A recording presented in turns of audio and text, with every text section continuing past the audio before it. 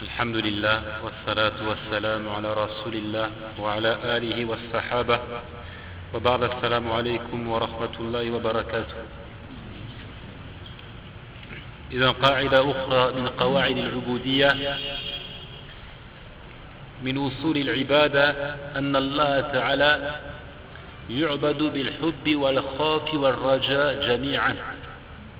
أن الله تعالى يعبد بالحب والخوف والرجاء جميعا وعبادته ببعضها دون بعض ضلال.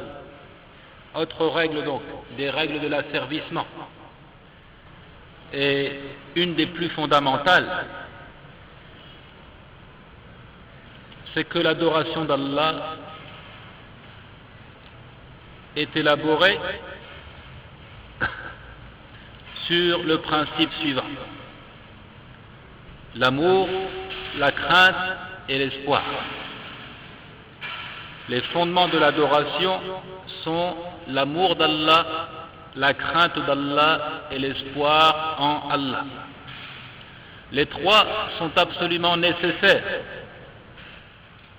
Et l'adoration d'Allah au moyen de certains de ses sentiments, au détriment d'autres, est un égarement. من أصول العبادة أن الله تعالى يعبد بالحب والخوف والرجاء جميعا وعبادته سبحانه ببعضها دون بعض ضلال. La règle dit: les fondements de l'adoration sont l'amour, la crainte et l'espoir. Les trois sont nécessaires et l'adoration d'Allah au moyen de certains de ses sentiments au détriment d'autres est un égarement. Nous avions dit que l'adoration c'est Kamal al-Dhulli ma'a Kamal al-Hub. Nous avions défini l'adoration comme étant l'expression d'une parfaite soumission à Allah, d'une totale résignation à sa volonté juridique, accompagnée d'un amour sans borne pour Allah.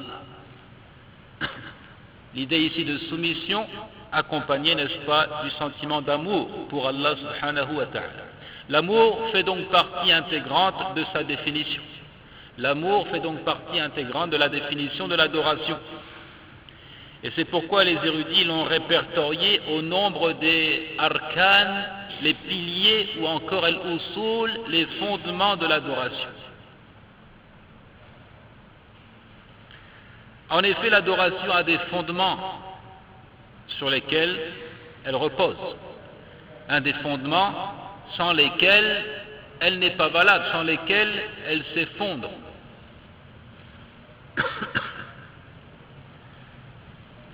Il s'agit donc de trois choses: l'amour, la crainte et l'espoir, rangés à la catégorie de ce qu'on nomme a'mal al-qulub, les actes du cœur.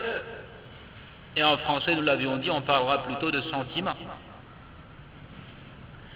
Le plus important est que le serviteur aime son Seigneur tabaraka wa ta'ala. C'est un devoir, c'est une obligation pour tous que d'aimer Allah plus que tout. L'amour, c'est un sentiment inhérent à la nature de l'homme, indissociable du cœur de l'homme, même si, comme nous le verrons, ce sentiment est sujet à la variation. L'amour peut augmenter, l'amour peut diminuer, mais il existe bel et bien dans le cœur de tout un chacun. Mais le cœur croyant est quant à lui épris d'Allah, alors que le mécréant aime un autre que Allah. Allah subhanahu a attiré l'attention sur ce point en disant: وَمِنَ النَّاسِ مَن يَتَّخِذُ مِن دُونِ اللَّهِ أَندَادًا يُحِبُّونَهُمْ كَحُبِّ اللَّهِ وَالَّذِينَ آمَنُوا أَشَدُّ حُبًّا لِلَّهِ وَلَوْ يَرَى الَّذِينَ ظَلَمُوا إِذْ يَرَوْنَ الْعَذَابَ أَنَّ الْقُوَّةَ لِلَّهِ جَمِيعًا وَأَنَّ اللَّهَ شَدِيدُ الْعَذَابِ.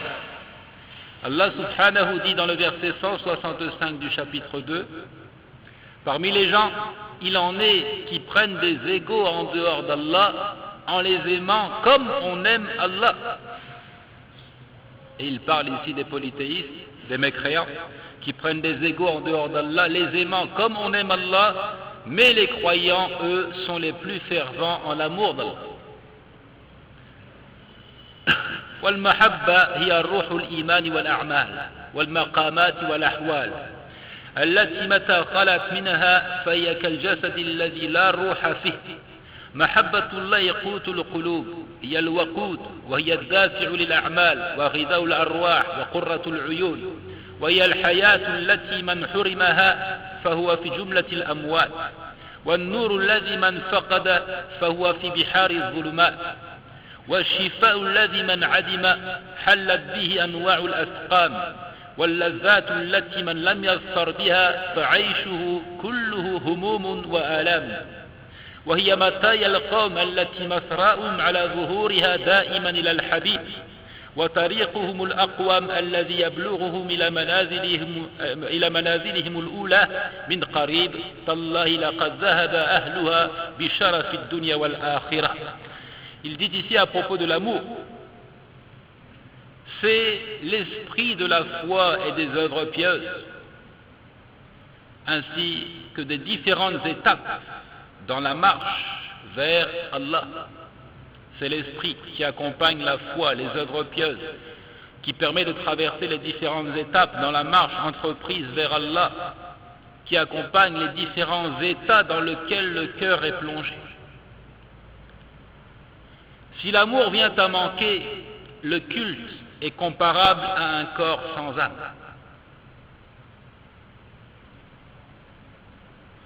L'amour d'Allah, c'est la nourriture des cœurs croyants.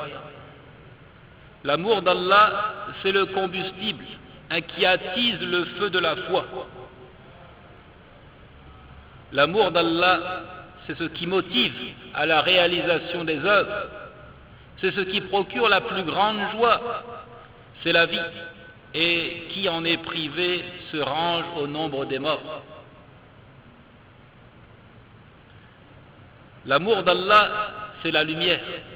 Et qui la perd se retrouve plongé dans les mers de ténèbres. L'amour d'Allah, c'est la guérison. Et qui ne la trouve pas est certainement victime de maintes formes de maladies et de souffrances. L'amour d'Allah, c'est le plaisir et la jouissance. Et qui n'y goûte pas verra son existence encombrée d'angoisse et de souffrance. L'amour d'Allah, c'est la monture empruntée par ceux qui sont sans cesse en chemin vers le bien-aimé Allah. Et plus encore, plus que la monture, c'est la route la plus directe qui conduit ces gens-là aux étapes de la spiritualité et de l'asservissement à Allah. Par Allah, les possesseurs de cet amour emportent avec eux tout le bien des deux mondes, celui d'ici-bas et celui de l'au-delà. والمحبة أيها الإخوة تتنوع. كل إنسان يحب الشيء، وأنت إذا نظرت إلى مراد الأشخاص ومحبيهم في الدنيا وجدتها متعددة، فسبحان من صرف عليها القلوب أنواعا وأقساما بين بريته وفصلها تفصيلا، فجعل لكل محبوب لمحبه نصيبه، فقسمها بين محب الرحمن ومحب الأوثان ومحب للنيران ومحب للصلبان ومحب للأوطان ومحب للإخوان ومحب للقرآن ومحب للنسوان ومحب للأثمان يعني التجارات والأموال ومحب للألحان أي الأغاني. L'amour, nous le disons dès à présent, est varié. Il est de plusieurs catégories. Tout homme aime une chose. Tout homme aime nécessairement une ou plusieurs choses. En prenant le temps d'observer l'objet du désir des gens, ce qu'ils aiment, tu le trouveras bien nombreux. Tu trouveras que ces choses ainsi aimées sont bien nombreuses et bien diversifiées. Gloire et pureté à Allah qui a orienté vers eux des cœurs très différents les uns des autres. Les gens ne sont donc pas tous les mêmes. Il y a celui qui aime le tout miséricordieux, celui qui aime les idoles, celui qui aime le feu, allusion ici aux Masdéens qui adoraient le feu, celui qui aime la croix, allusion ici aux chrétiens, celui qui aime la patrie, celui qui aime les bons amis, celui qui aime les femmes, celui qui aime le commerce, celui qui aime la musique et la chanson. Et bien d'autres choses encore. فالمحبة شجرة عرقها السكر في العواقب ماذا سيحدث بعد الموت. طبعا هنا يتكلم محبة الله تعالى ماذا يحدث بعد الموت. والساق والصبر وأغصانها العلم وورقها حسن الخلق والثمرة والحكمة.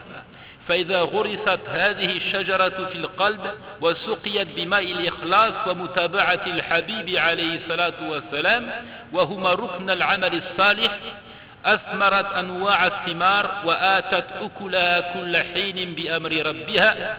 أصلها ثابت في قرار القلب وفرعها متصل بسدرة المنتهى. ولأجل المحبة أيها الإخوة أنزل الله تعالى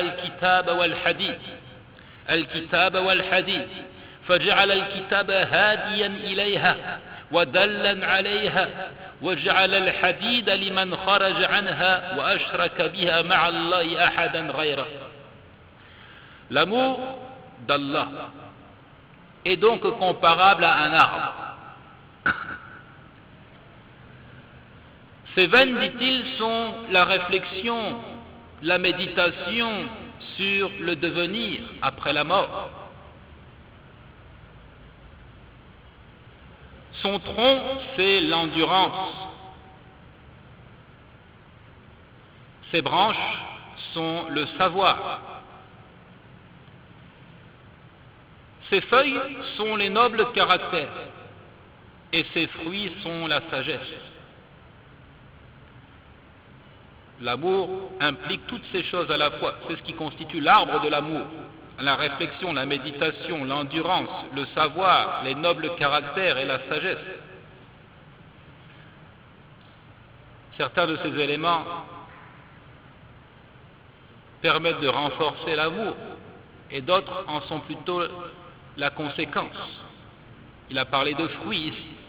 Si cet arbre est planté dans le cœur, si cet arbre est arrosé de l'eau, de la bonne intention et du suivi du prophète alayhi salatu wassalam, si cet arbre est arrosé de l'eau, de l'intention la plus pure de satisfaire Allah et du suivi du prophète alayhi salatu wassalam, comme nous le savons sont les deux piliers de l'œuvre pieuse, alors cet arbre donne toutes sortes de bons fruits en tout instant. Ses racines sont fermes, bien ancrées dans le cœur, ses branches s'élançant haut dans le ciel jusqu'à venir effleurer le lotus de la limite.